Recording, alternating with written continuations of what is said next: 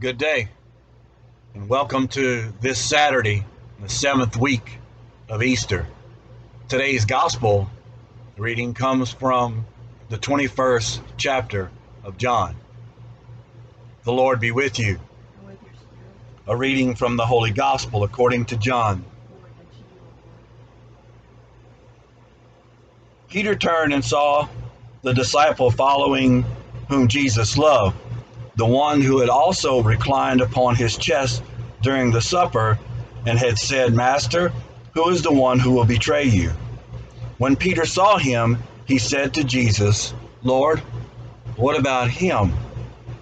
Jesus said to him, What if I want him to remain until I come? What concern of it is yours? You follow me. So the word spread among the brothers that the disciple would not die. But Jesus had not told him that he would not die, just, what if I want him to remain until I come?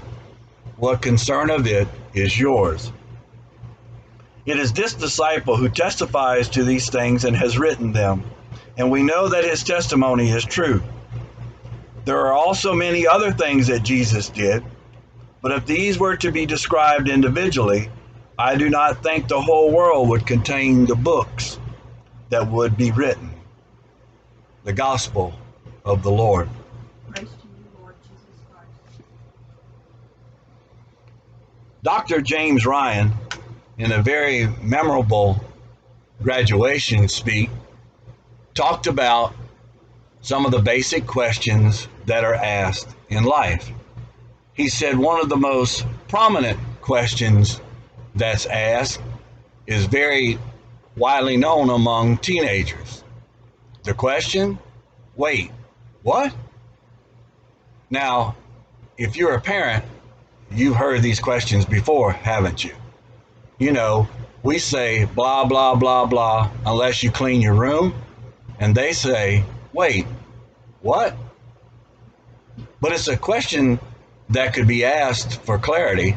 It's a question that you could probably ask before you make a big decision.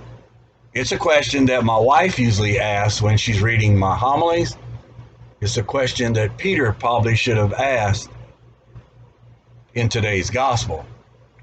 I think to truly understand today's gospel, we have to back up a few verses, right? Peter's just gotten some bad news. Jesus told Peter how he's going to die. Jesus says, when you were young, you would dress yourself and go where you wanted to go. But now that you're old, you will stretch out your arms. Others will dress you and lead you where you do not want to go. Jesus tells Peter, follow me. Now, I don't think you and I have heard Jesus say exactly those words to you and I, but we have heard it in the voices of others, haven't we? We've heard it in the voice at the doctor's office when they say the test came back positive. You have cancer. We've heard it in the voice of our supervisors when they tell you the company is going to downsize. I'm sorry, we're not going to keep you. And we've heard it in hospital waiting rooms when they tell us, we're sorry, we did everything that we could do. That's when we should ask the question, wait, what? Peter does something strange here, though, in today's gospel, doesn't he?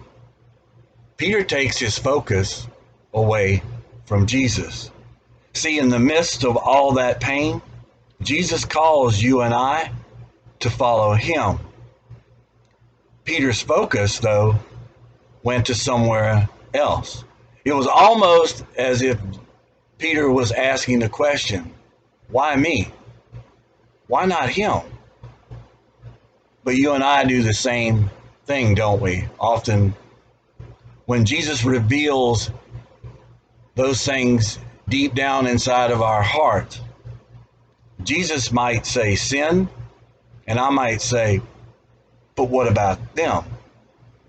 Jesus might say love, and I might ask, Lord, surely you don't mean to love them.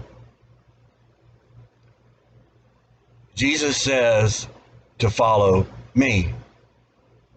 And me, I want to make compromises. But that's not at all what Christ calls you and I to do, is it? He just calls us to trust Him, to follow Him. As a matter of fact, He's already planned our journey out for us.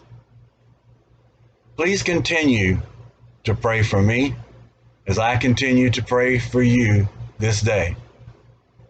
Have a great day. God bless.